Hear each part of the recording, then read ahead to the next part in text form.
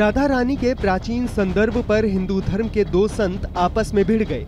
पंडित प्रदीप मिश्रा की टिप्पणी के बाद प्रेमानंद महाराज जी तू तड़ाक पर आ गए। उन्होंने वीडियो जारी कर कहा कि ऐसी टिप्पणी बर्दाश्त नहीं की जाएगी। साथ ही पंडित प्रदीप मिश्रा को कह दिया कि तुम किसी काम के नहीं रहोगे। श्री जी के विषय में बोलने के लिए बहुत होश से बोलना।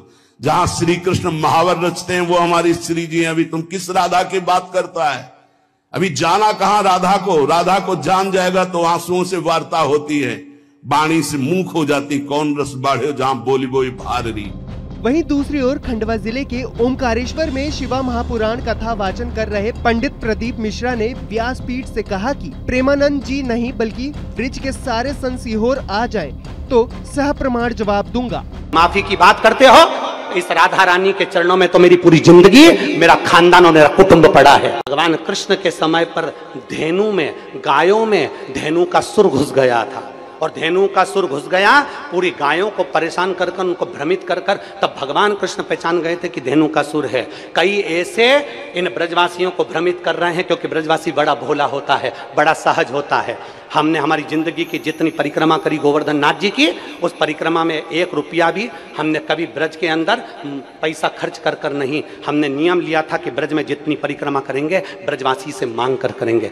मेरे गोवर्धन नाथ जी की परिक्रमा में जितने ब्रजवासी रहते हैं सब पहचानते हैं सीहोर वाले को कि बचपन से परिक्रमा करता है। जब चड्डी पहनता था हाफ, उस समय से परिक्रमा करता था और ब्रजवासियों से 2 रोटी मांगकर खा लेता था। मेरे ब्रजवासी इतने भोले होते थे कि बिठाकर छाछ भी पिलाते थे।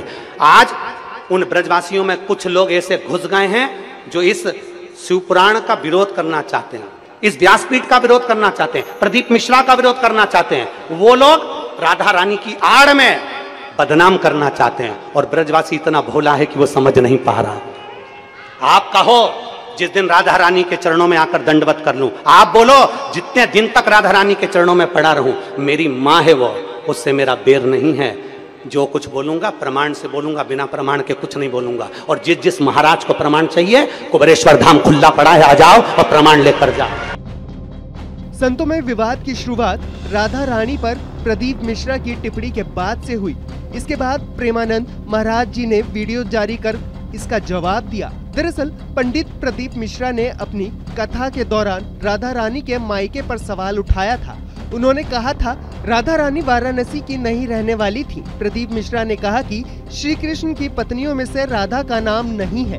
राधा जी के पति का नाम अनय घोष है, उनकी सास का नाम जटिला है और ननद का नाम कुटिला था। प्रदीप मिश्रा ने कहा था राधा जी की शादी छात्रा गांव में हुई थी। इसके बाद मंगलवार को ओमकारेश्वर में व्यासपीठ से पंडित प्रदीप मिश्रा ने लाखों लोगों के समक्ष कहा कि वेदों में प्रमाण है कि राधा माता का जन्म कहाँ हुआ और उनका विवाह किसके साथ हुआ।